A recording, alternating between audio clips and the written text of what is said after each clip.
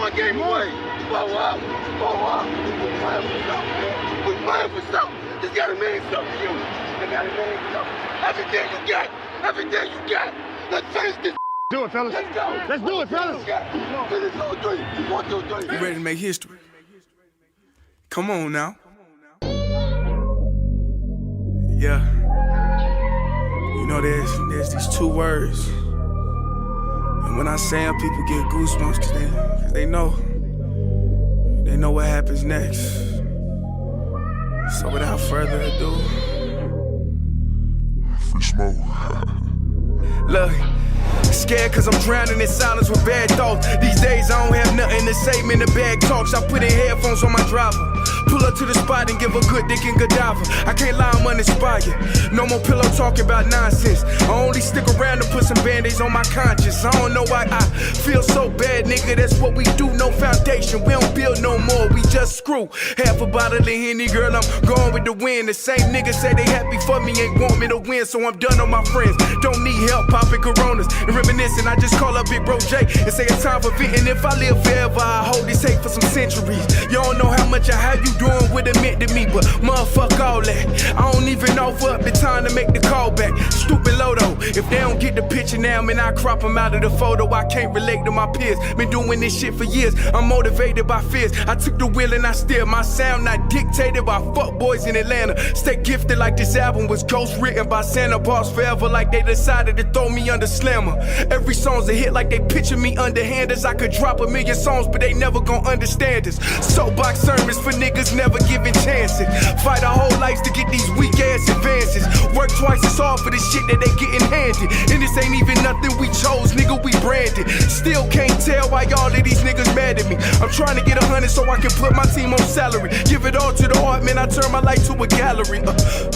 Man, damn, what a fucked up masterpiece. 1,100 shots and I swear, man, I felt them all. If we ain't even good on our blocks, man, who can we call? Pre-decline state of mind, we broke crabs in the barrel. Got us fighting our folk, man, this shit just a life of peril. Winning has a price. And leadership has a price. I'm coming. I promise you, on my life, I'm coming. From the first snap, man. From the first second. What are we gonna do, man? All back against the wall. All back is against the wall. Welcome back. Welcome back. Shit.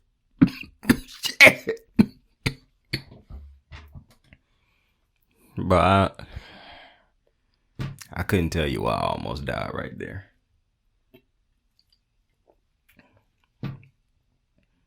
Life comes at you rather expeditiously at times.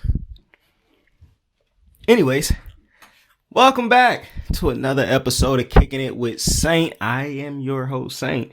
I appreciate you for joining me. It's so much content out there. So the fact that you took time out of your day to check me out, oh man, I appreciate you for that. I truly do. AFC division predictions. We just got done doing the AFC. We just got done doing the NFC.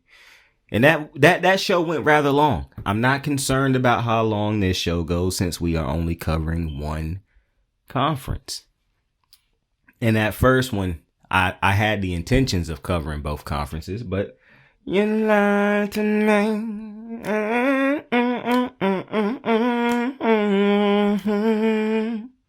Girl, I try.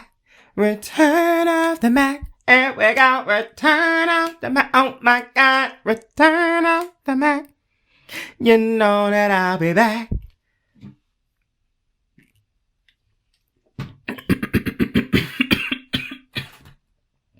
Here I go. I saw somebody on Twitter say that they tired of that song. How can you get tired of greatness? It's a great song. It's a great song. Anyways, I lied. I lied to you guys and I apologize for that. I thought that I was going to cover both conferences in one show. And if this were a bigger show with a bigger fan base, with a bigger audience, I would have, because I would have known we would have got a lot of views for a 2-hour plus long show. But we are not right there at the moment. So we had to cut it in half. Nonetheless, Part 2, we got the AFC.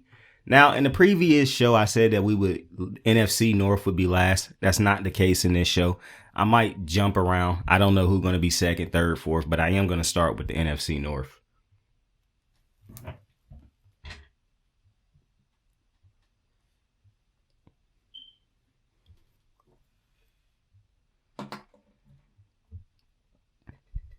And we're going to get it right. We're going to get right into it because this could end up being a long show. Ravens, Browns, Bengals, Steelers. Some would say the toughest division, the most competitive division in football. I just want to start off by saying the Bengals have the easiest schedule in the entire division. I just want to put that out there. So just be prepared this year for when Joe Burrow and the Bengals running through a lot of bad, mediocre teams. And the media are going to hype them up. I just want you to remember that for when the Ravens beat the teams they're supposed to beat. And the media jumps on and says, well, they're supposed to beat that team. That's not a good team. But then when Joe Burrow beats those teams, this is why he is the second best quarterback in football, possibly the best. I just want you to know how this thing is going to play out. But nonetheless, Steelers, Bengals, Browns, Ravens. Now, I think the biggest concern for this, I don't actually think, okay, so I do believe that this will be a competitive division, but I think it'll have to do more with the fact that the Browns and the Steelers, the way it play out for the Steelers every year, they seem to get these breaks in their schedule where they play teams that either are playing backup quarterbacks, hurt quarterbacks, bad teams, bad offense.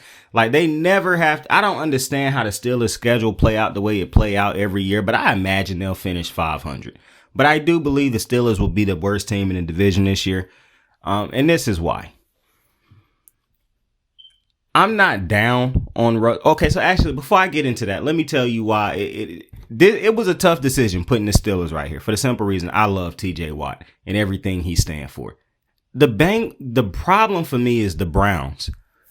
Will Deshaun Watson, is it time to accept what he has put on the field over the past 2 years? Now, I done said this. This is how I broke down Deshaun Watson in the past. And this is why I believe that Deshaun Watson may never get back to the player that he once was. When you look at the 2 to 3 years that Deshaun Watson took away from the game, for whatever reason, whether it was him sitting out on his own, whether it be due to suspension. When you take 3 years away from the game, even as elite as Deshaun was, 3 years pass you by. You don't get better in those years. The competition does. So when you come back, you're trying to build off of what you were 3 years ago and get caught up. However, you can't make up those years that you missed because let's say, okay, now he back. Let's say he have a good first year back. Okay, you knocking out that first, you making up for that first year you missed. But then you go into that next year and you're trying to make up for that second year you missed. And then you go into that next year trying to make up for that third year you missed. However, the competition didn't stop getting better within those 3, now 6 years. So for me, the problem with Deshaun Watson may be he just don't have the time to get back to where he was or expound and expand on what he once was or evolve past what he once was. Because as good as Deshaun Watson was before he took those 3 years away from the game, he wasn't a complete quarterback at that point. He was coming off of a great year passing for a lot of stats. But Deshaun Watson, in my opinion, was not a Super Bowl caliber quarterback yet. He was headed in that direction, but he wasn't a guy who I could say confidently he can lead a team to a Super. No, it's not even that I didn't think he could lead a team to a Super Bowl. I didn't have him on the same level as a Pat Mahomes yet. But he was headed that direction. And even as great as he was, when you miss 3 years, Pat Mahomes had 3 years to get better when you was gone. Lamar had 3 years to get better when you was gone. Mind you, Lamar won a unanimous MVP, I think your last year in the league before you took that 3-year hiatus. Now Joe Burrow, Josh Allen, all these other quarterbacks getting better within that 3 years you leave. But not only that, defenses get better. Other players get better on the offensive sides of the ball. So game plans start to change. philosophies for offenses change. We know how quick things change in the NFL, and Deshaun Watson missed 3 years. So at some point in time, and for me, it'll be this year. If Deshaun Watson doesn't look like a franchise quarterback this year, like a stud this year, I think that's it for Deshaun. I think the Cleveland can't do shit because they got to pay him, because they guarantee him that crazy ass contract. But if he is not a franchise quarterback this year, I don't know how you could expect him to ever get back to that point. I already think it's a stretch to think he can get back to where he once was, because it's 3 years. Like 3 years is just, if you take Pat Mahomes, Lamar Jackson, Joe Burrow, Josh Allen away from the game for 3 consecutive years, there will be a difference when they come back and try to play. They're not going to be the same players that they were before they left, because you cannot duplicate or replicate that type of in-game action when you don't play. And so because of that, I don't know if Deshaun can get back to where I don't know. I don't know if Deshaun Watson will be a franchise quarterback again. This is the last year I'll give him. The biggest reason I have the Browns finishing above the Steelers, though, is because, for one, I think Kevin Stefanski is the better head coach right now. So I think he put his team in a better position at the moment to be successful than Mike Tomlin. I think they have a better overall roster than the Steelers.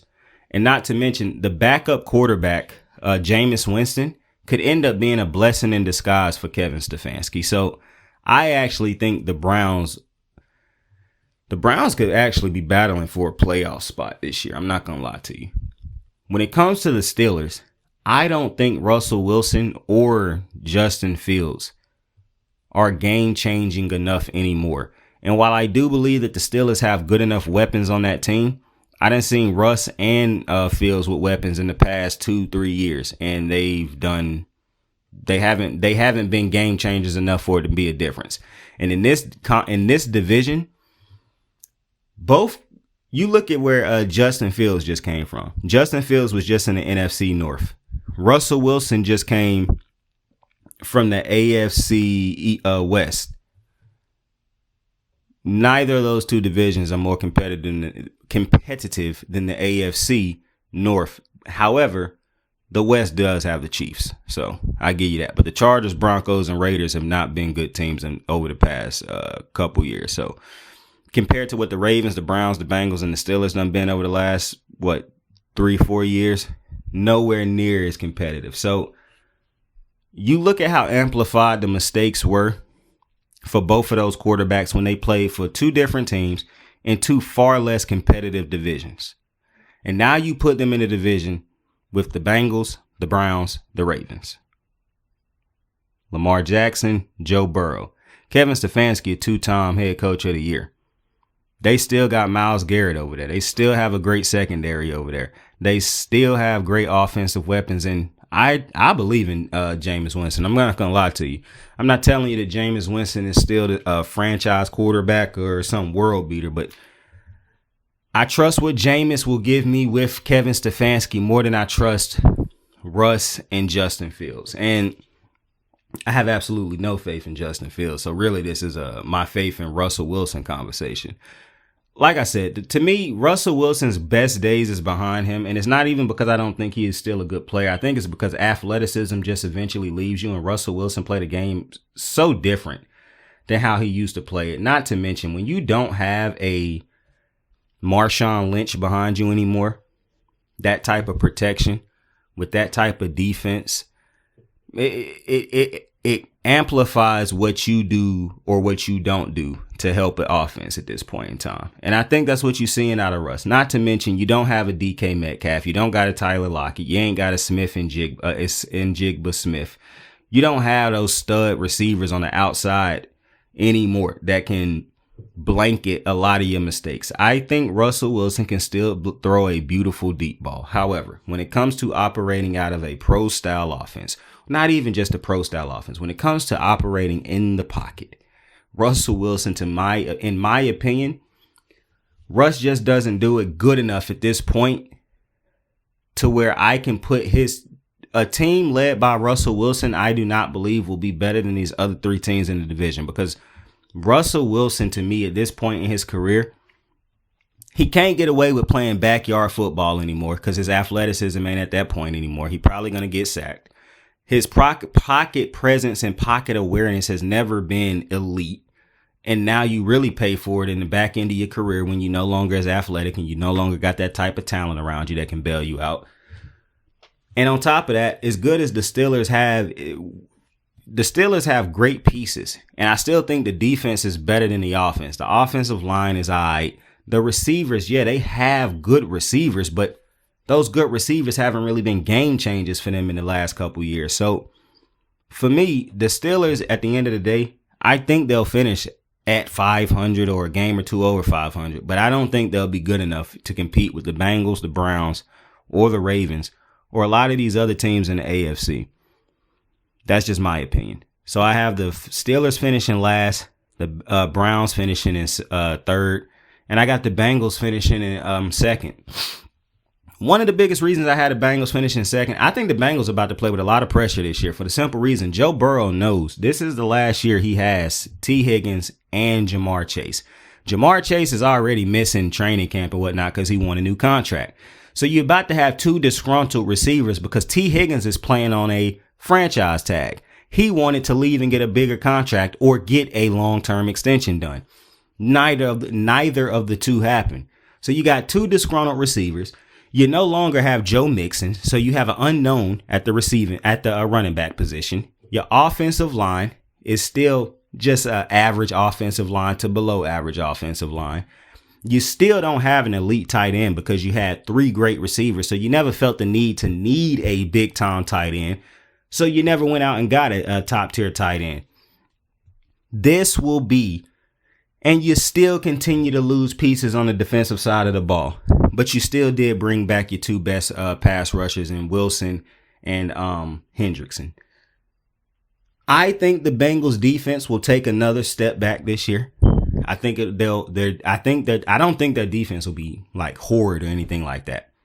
But I do think the defense will struggle this year. And the biggest reason I believe they'll take a step back this year is because their offense has covered up. So the Bengals have had a great defense in the past couple years. However, they started to lose pieces over the last 2 years and you started to see it. Now you'll see it more because the offense will take a step back this year. I still believe Joe Burrow in this offense will be great because you still got two number ones. However, the ability to go on the field and know that you can just outscore another team because you have three number ones or two number ones and a top tier number two running around with Joe Mixon in the backfield. And you know the margin for error is far greater because you have that many top tier weapons. And it's very tough for a defense to be able to defend that for an entire 4 quarters. You no longer have that. Now defenses can plan far more ways to defend this team because they're no longer what they used to be. Not to mention, defenses also know that you got two disgruntled receivers over there. So if one of these dudes get hurt, who knows if they'll play a full season without a guaranteed contract sitting in their lap. So I do think this will be a very interesting year for the Bengals. Not just because I think the defense will take a step back, not just because I think the offense will take a step back, but because you're dealing with on the field issues and players not happy with the off the field thing. So while I do believe that the Bengals will still be a competitive team because I have faith in Burrow, Chase, and Higgins, I do believe that this will be a more down example. I kept picking the Bengals every time they played against the Bills because I just felt like when you go into a game with Jamar Chase, T. Higgins, Tyler Boyd, whatever tight end you have that can play basically your fourth receiving option, and Joe Mixon, it's just too tough for a defense to have to defend it, especially when you don't play that team 2 times a year like the Ravens or the Steelers or the Browns, where you can get used to figuring out how to defend that type of offense. When you the Bills and you might play them once that year, or the first time you play them is in the playoffs, it's tough to have to figure out how you defend that type of offense with that many top. Not to mention T. Higgins and Jamar Chase, both tall receivers. Neither of the two are short. And Tyler Boyd ain't short either. So this year, even without Stephon Diggs, unless the Bills just look god awful without Stephon Diggs, this will be, I don't know, man. Because the Bengals took a step back, but the Bills kind of took a step back too. So you know what? That might not be the same. They might still be able to run through the Bills.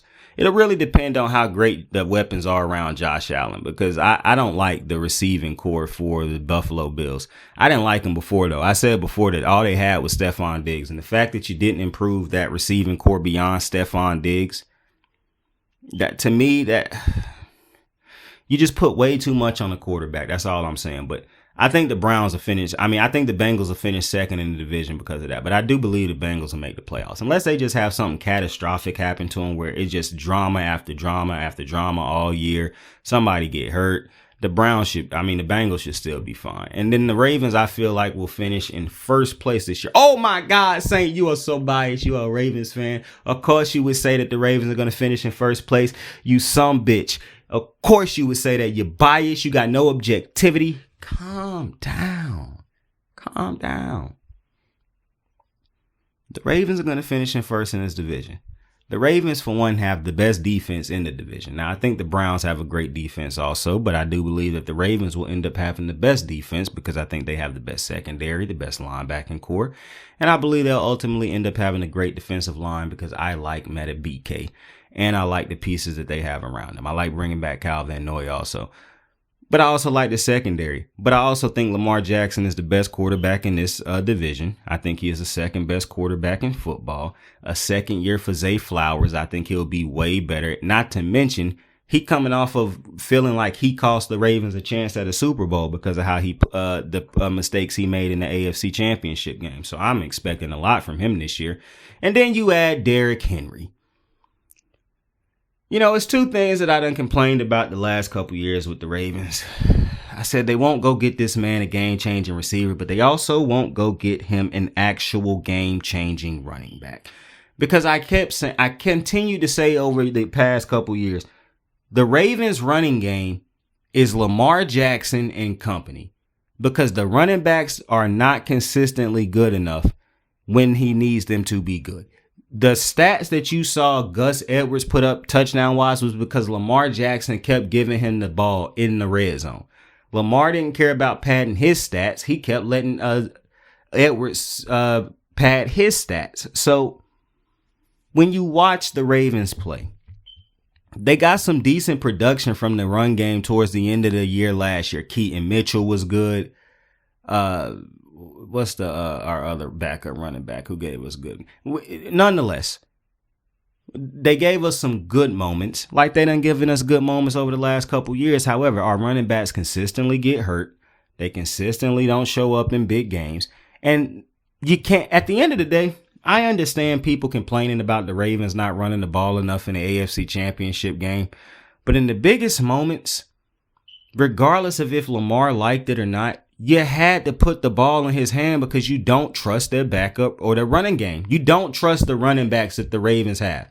This year, in those moments, you trust Derrick Henry, so you'll have more running. But in those moments, do you want Lamar with the ball in his hands, or do you want to give it to one of these running backs who haven't been consistently great for you all year in the biggest moment of the season? It is what it is.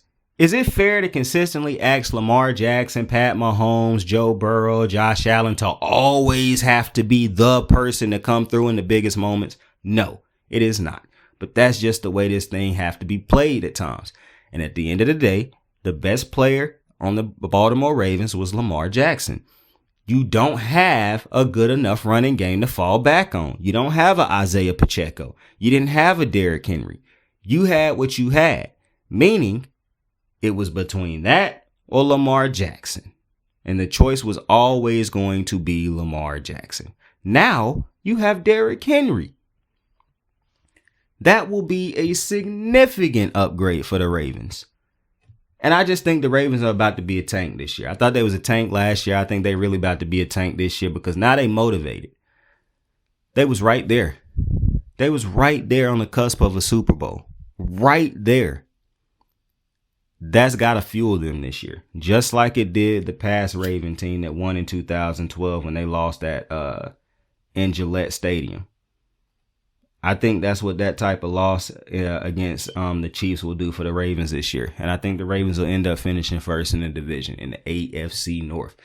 The AFC South, Texans, Colts, Jags, Titans. I'm going to go ahead and get this out of the way. I think the Titans will finish in last.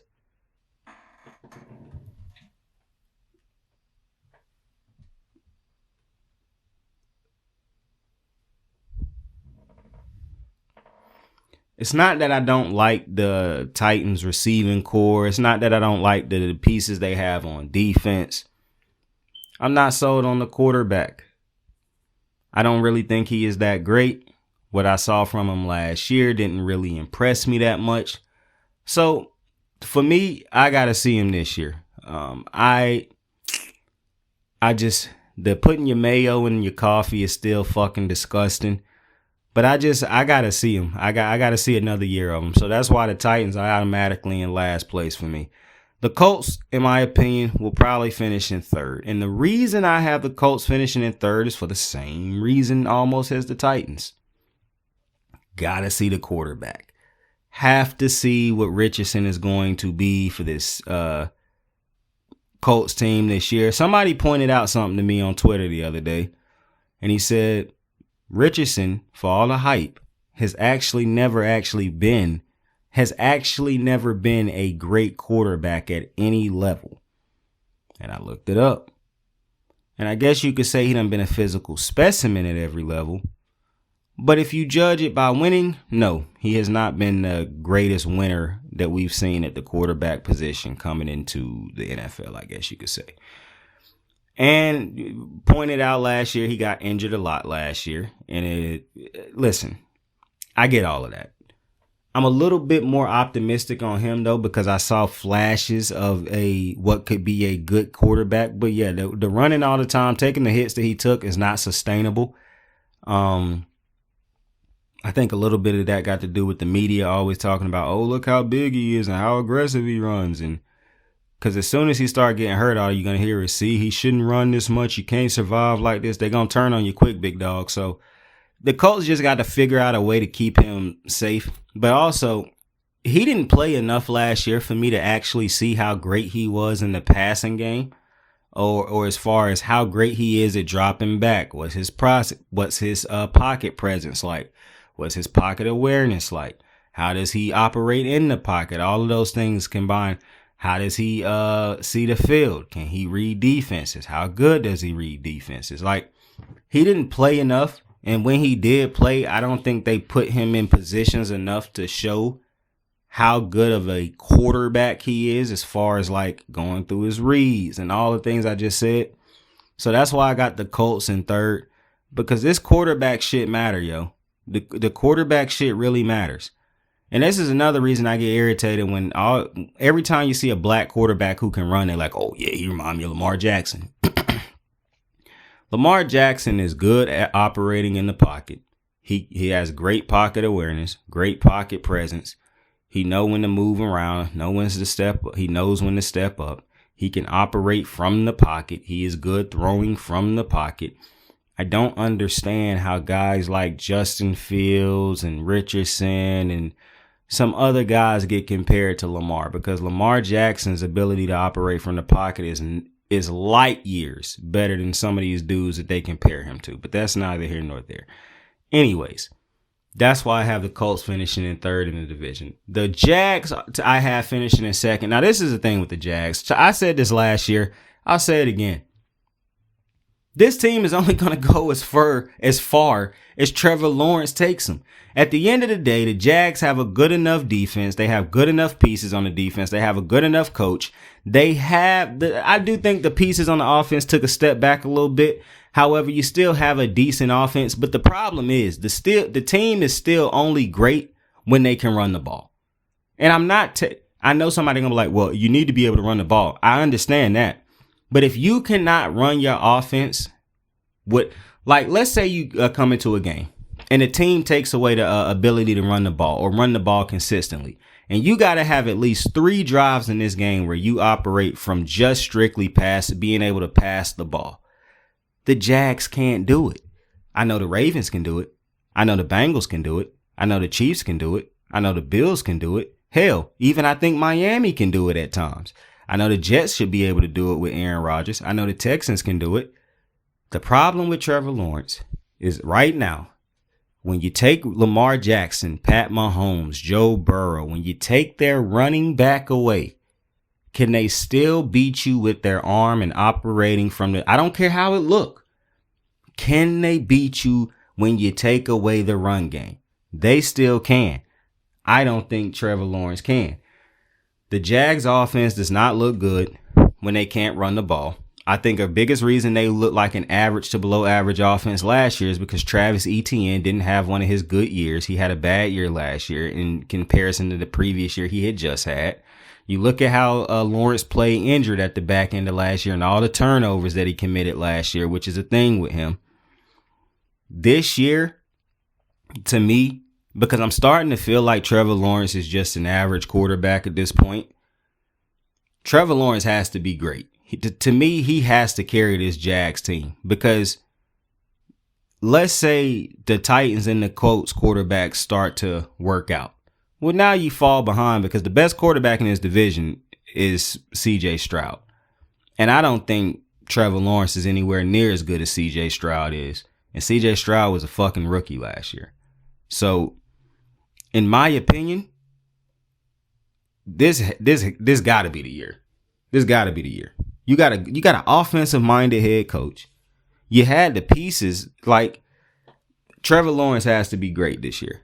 You cannot have the Trevor Lawrence that you have had over the past, to me, really the entirety of his career, because I don't think he done proven yet that you could say we take away all the, just go make a play for us, Trevor. Go win us the game. I don't think you can consistently ask him to do that for you right now.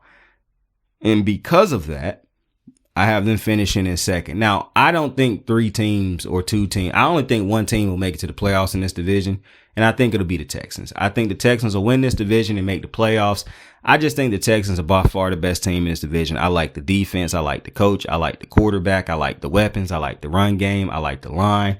Everything about the Texans to me screams a team that's going to be competing for a AFC championship berth and possibly a Super Bowl berth this year.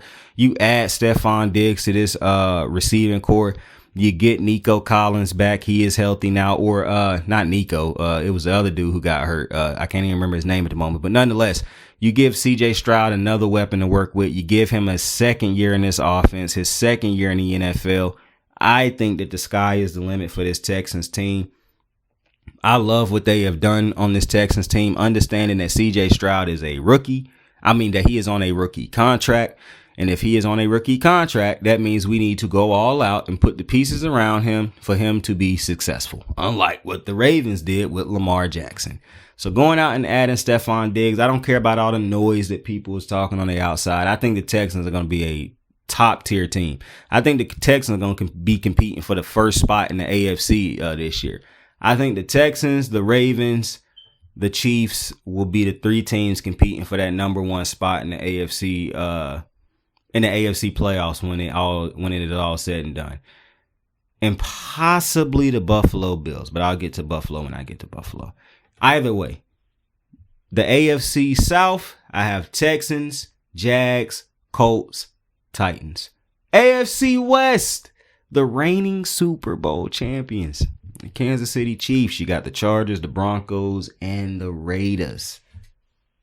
Now, I'm going to just go ahead and tell you right now, I do not think that the Raiders, even with, the hiring of Pierce as their head coach and how competitive they were at the back end of last year, how much I think Max Crosby is a great player. You got Gardner Minshew starting at quarterback, buddy.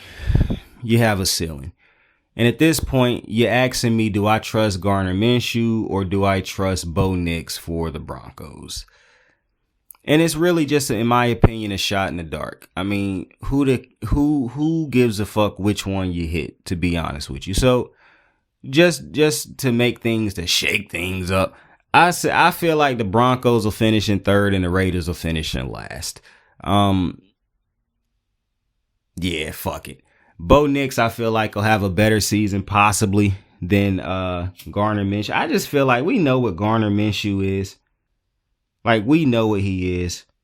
You're not surprised. He'll have one or two good, great games where it's like, oh, look at how good Gardner Minshew is. But to me, this is like the Baker midfield situation, man. In order for the team to be great with them as your quarterback, you gotta hope everything else around you is, meaning all the other teams are faltering in other areas. I don't really think they have ceilings on how great they can be. I think they are lower level Jared Goffs. I think I used to call Baker midfield Jared Goff 2.0. I want to recant that statement because I don't think he's better than Jared Goff.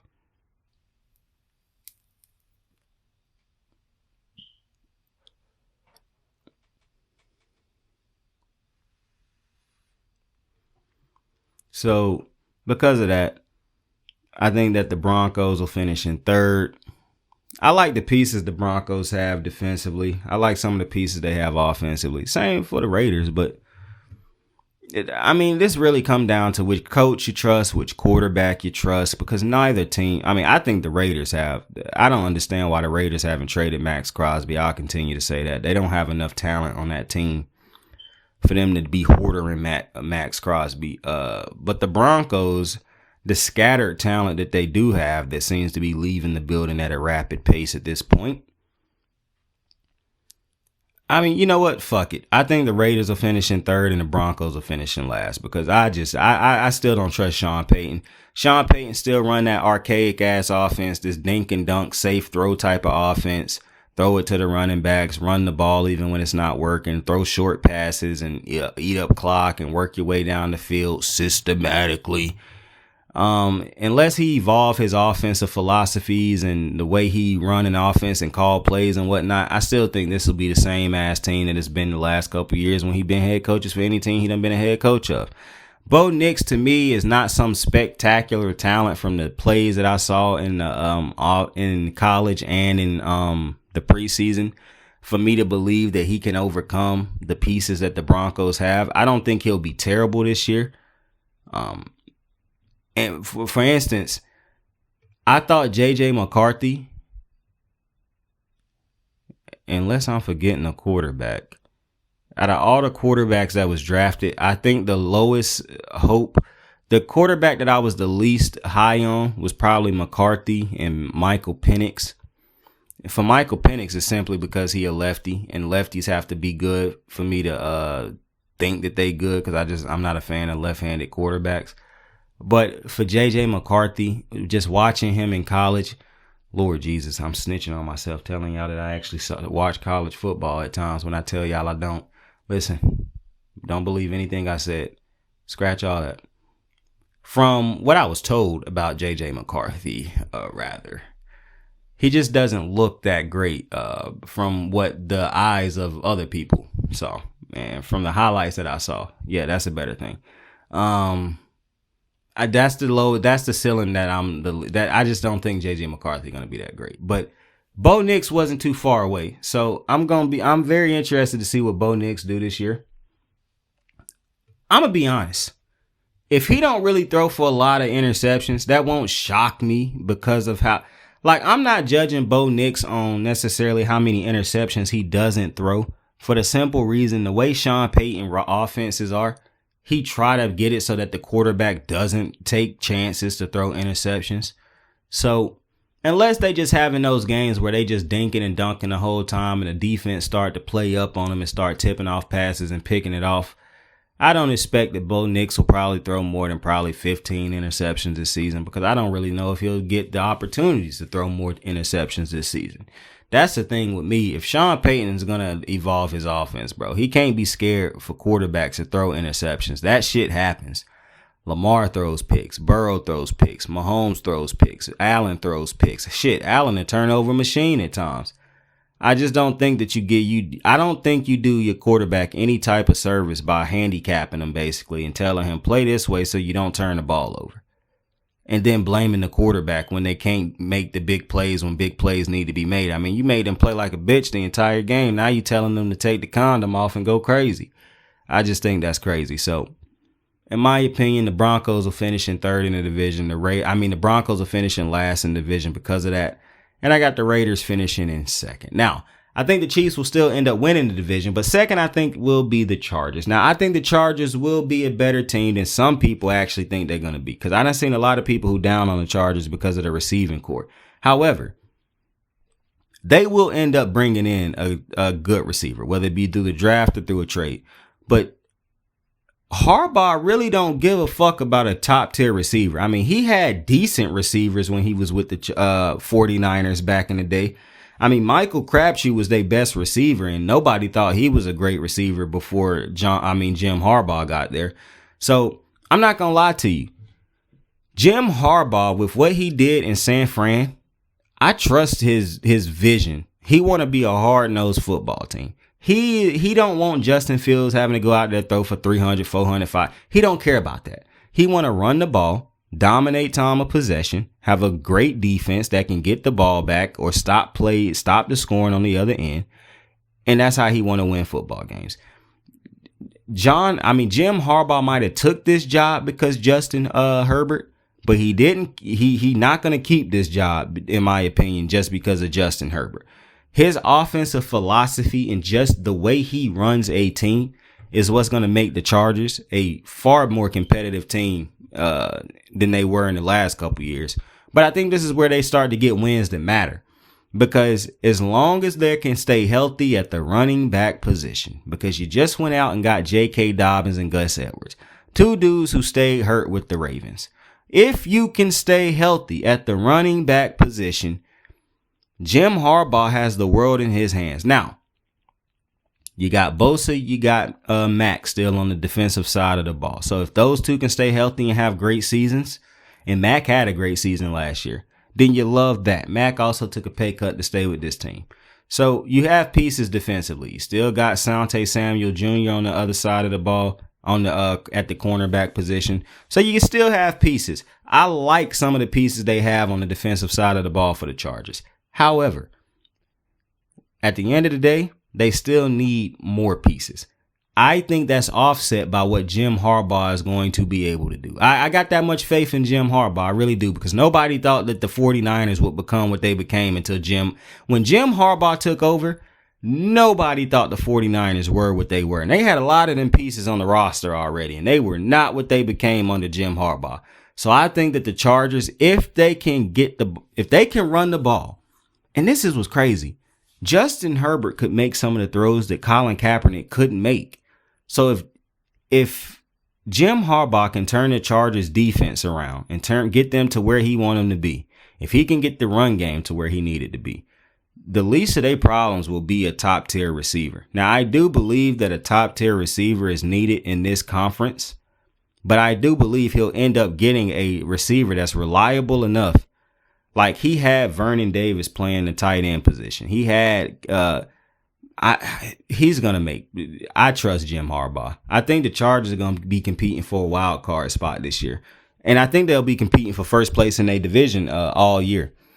But I do believe the Chiefs will end up ultimately winning the division, because the Chiefs is just them boys. And I'm not betting against Patty, man. It's not going to happen. You know I'm not betting against Patty Mahomes. It's not going to happen. I still love the defense of the Chiefs. I understand that they traded away one of their best cornerback to the Titans, but don't care. Still love the Chiefs. Now, my only concern with the Chiefs would be the offense.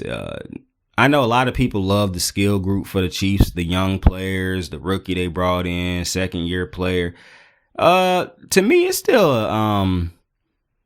a work in progress. I'm not over the hill about it. Like, I'm not going to make any proclamations about it. They still have Patty Mahomes. And at the end of the day, you got Patty Mahomes.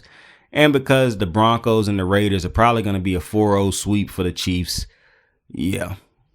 But I think those Chiefs Chargers games are going to be crazy this year with Jim Harbaugh as the head coach. So to round out the AFC West, I have Chiefs, Chargers, Raiders, Broncos. And the last division in the AFC conference, the AFC East, the Bills, the Dolphins, the Jets, the Patriots. What a division. Now, I don't think this is going to be the least competitive division for the simple reason the AFC South exists. But this will be an interesting division because Miami could get off to the type of start that Miami got off to last year. The Bills have questions when it comes to the receiving position. The Jets have questions with the offensive line and can Aaron Rodgers stay healthy? And if he is healthy, will he be the Aaron Rodgers 2 years before he left? Not the last year he was in Green Bay, but the year before that. And then I have no hope for the Patriots. I'm going to keep it a buck with you. That's the team I got finishing in last in this division. I don't like the quarterback. Don't like the skill group. I don't really like the defense that much. The Patriots are rebuilding. It's very simple. The Patriots are a rebuilding team. So dealing with the three teams that will be competing in the division, the Bills, the Dolphins, the Jets. This is tough. And this was the toughest division that I had to rank or had to pick, in my opinion. Because at first, I had the Bills finishing in third or second. But I just like Josh Allen too much. And it could be my bias to Josh Allen coming through, but I can't put them in third. I got the Jets finishing in third in the division. Now, if everything goes right, then this will be a 3-team playoff division. I think the Bills, the Dolphins, and the Jets will all make the playoffs. However, if all comes to worst, like if the worst happens, then I think only the Bills will. Then I think only Miami will make the playoffs. Now, hear me out. If all 3 teams make the playoffs, then I think it'll be Bills, Miami, Jets. If only one team makes the playoffs, I think it'll be Miami, Bills, Jets. Why do you feel that way, Saint? Well, I think the Jets, I have to see Aaron Rodgers be great again and stay healthy at this age for me to have any type of faith in the Jets. I like the Jets defense. I like the Jets receiving core. I like the Jets running back. The biggest question is Aaron Rodgers. And because Aaron Rodgers is a big enough question to where he can fuck the entire team for them, I can't put him higher than third place. I can't. If I was 100% sure that Aaron Rodgers was going to stay healthy for the majority of the season and compete in the playoffs if they were to get there, then then the Jets would have been competing for first or second for me. But because I cannot guarantee that, and I don't know how many great years or even great starts that Aaron Rodgers has left in him, I got to put him in third place. Second is Miami, because I still don't have faith in them beating great teams. As good as I think Miami can be against the bad teams, as good as I think Miami can be against the mediocre teams. The teams that are great, to me, they are a lot like the Cowboys. When they got to match up against great teams, they just don't fare too well against them. Unless they get that one win that they usually get a year against the Bills. I just don't see Miami beating the top tier teams. And I like Tua. I like Tua and I like the offense that they put on the field. I think Miami's still going to be a high-powered offense. But when it comes down to teams being able to stop Tua from being able to hit that first read, when Tua got to actually drop back and scan the field. Because, see, that's the thing that I think that's been covered up with Tua since he got Mike. Mike is such a great game caller. He take away some of the hardest parts of the game for Tua. However, some of the hardest parts of the game is what makes some of the greats great. Pat Mahomes, Lamar Jackson, Joe Burrow, Josh Allen's ability to be able to operate under pressure when shit hit the fan is what make them great. Tua not being great when shit hit the fan, when the script is thrown out of the window, that's why I think Tua has a ceiling. And to me, that's the difference between the Dolphins and the Bills. And that's why I got the Bills finishing in first in this division. Because if all things go well, then I think the Bills will still be a good team, even without Stephon Diggs. I don't even know why people care about losing Gabe Davis. It's not like he was putting up crazy numbers every year for them. To me, when they lost him, I could care. I didn't give a flying fuck when they lost him.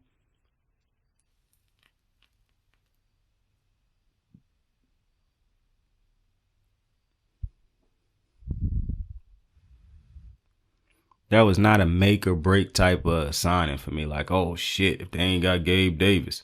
No. But I have a lot of faith. For one, the Bills defense will probably still be a great defense. The Bills don't put bad defenses on the field, even with some of the pieces that they lost. Not to mention, I understand some people will say, now I'm interested in Hyde. Is Hyde going to be starting? Because he had old legs last year. And then you lose Jordan Poyer. Both are good players. Poyer more so still had something left in the tank, but I'm not really mad at either of those two losses. Now, the Bills have been losing a lot of pieces over the last couple of years, so I am interested to see.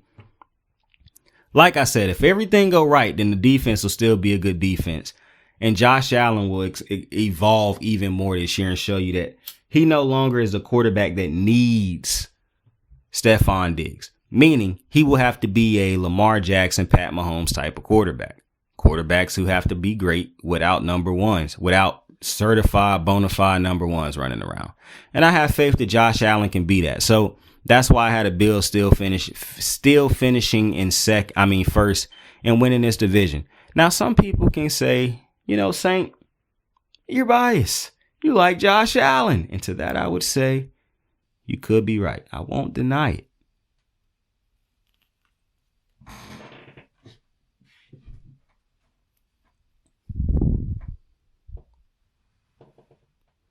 I'm a Josh Allen guy. I do admit that. However, Josh Allen, the best quarterback in this division. Josh Allen, in my opinion, is the third best quarterback in football. So if I feel that highly of Josh Allen, then to me, it's not even an unrealistic expectation, to be honest with you, to think that the Bills will still win this division, because they still had the best quarterback in this division. And if you go through every single ranking that I made for every single division, what you will see is I usually have it ranked out with the best quarterback to the last quarterback of how I feel about those quarterbacks in each division.